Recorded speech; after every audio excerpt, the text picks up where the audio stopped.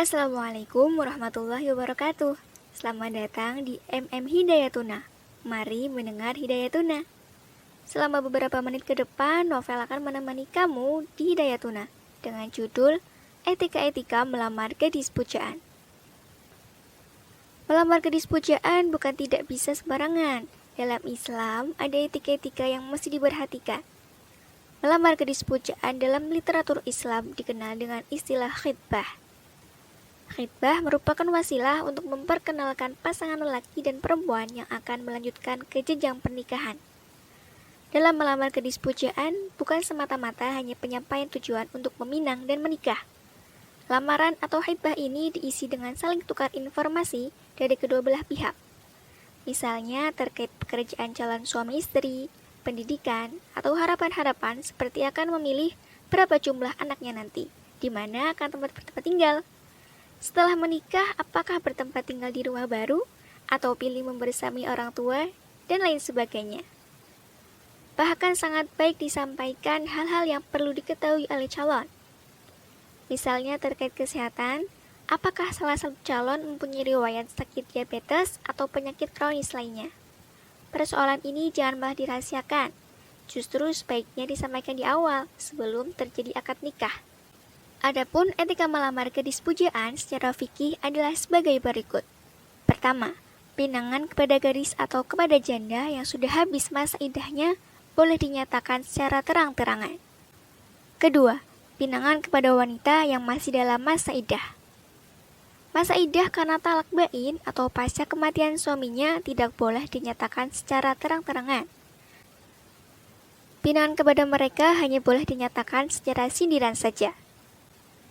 Ketiga, dilarang melamar perempuan dalam masa iddah talak raj'i, menurut pendapat jumhur ulama. Keempat, dilarang meminang perempuan yang sedang dipinang orang lain.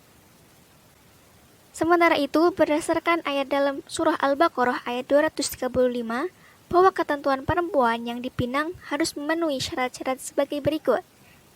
Tidak terikat oleh akad perkawinan dengan lelaki lain, tidak berada dalam masa iddah talak raj'i, dan tidak sedang dipinang orang lain. Hal ini berdasarkan hadis Nabi SAW berikut ini. Nahan Nabiyyu sallallahu alaihi wasallam ayyabi'a ba'dukum ala bai'i ba'd wala yahtubar rajulu ala hidbati akhi hatta yasrukal khatibu qabalahu aw ya'dana lahul khatib. Artinya, Nabi Shallallahu Alaihi Wasallam melarang seseorang membeli barang yang sedang ditawar untuk dibeli oleh saudaranya, dan melarang meminang perempuan yang telah dipinang sampai orang yang meminangnya itu meninggalkannya atau mengizinkannya. Islam membedakan adat khitbah pada gadis dengan perempuan janda. Selain itu, orang melamar hendaknya tidak mengumumkan ke orang banyak. Bagaimanapun, khitbah itu berbeda dengan pernikahan. Apabila di tengah perjalanan perlu diketahui ada persoalan, khitbah boleh dibatalkan dan tidak berlanjut ke jenjang pernikahan.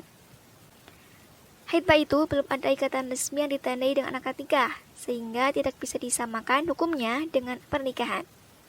Hal itu berdasarkan hadis Nabi Shallallahu Alaihi Wasallam dari Ummu Salamah radhiyallahu an berkata bahwa Rasulullah Shallallahu Alaihi Wasallam bersabda, "Kumandangkanlah pernikahan dan rahasiakanlah peminangan." Dalam kamus bahasa Arab, antara istilah khitbah dibedakan dengan istilah zawaj atau menikah. Demikian juga dalam adat di Indonesia dibedakan antara mereka yang sudah menikah dengan yang bertunangan. Hanya secara hukum dia tidak diperkenankan untuk menerima lamaran dari orang lain. Namun hubungan kedua calon itu sendiri tetap sebagai orang asing yang diharamkan berkhalwat atau hal-hal yang sejenisnya.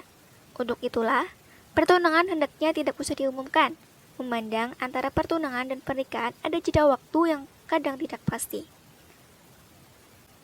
Dikatakan tidak pasti karena pertunangan ini ada kalanya berlanjut hingga pernikahan, tetapi juga tidak larangan apabila tidak dilanjutkan hingga ke pernikahan. Hal itu apabila di masa pertunangan ini ditemukan hal-hal yang tidak dikehendaki atau ternyata menjadi halangan untuk menuju akad pernikahan. Namun dalam penggagalan khitbah tersebut ada etikanya. Sesama umat Islam dilarang saling menyakiti dan harus disampaikan alasan yang rasional mengapa tidak dilanjutkan ke pernikahan. termasuk memperhatikan adat kekeluargaan dan masyarakat setempat yang berbeda-beda. Hal itu bisa dilakukan dengan cara dimusyawarahkan terlebih dahulu kepada pihak-pihak yang terkait.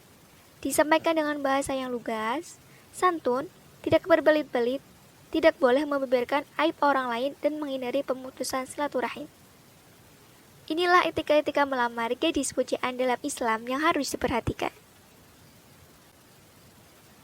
Kalau kamu suka mendengarkan Hidayatuna, jangan lupa like, comment, and share. Semoga bermanfaat ya. Sampai jumpa di MM Hidayatuna edisi lainnya. Wassalamualaikum warahmatullahi wabarakatuh.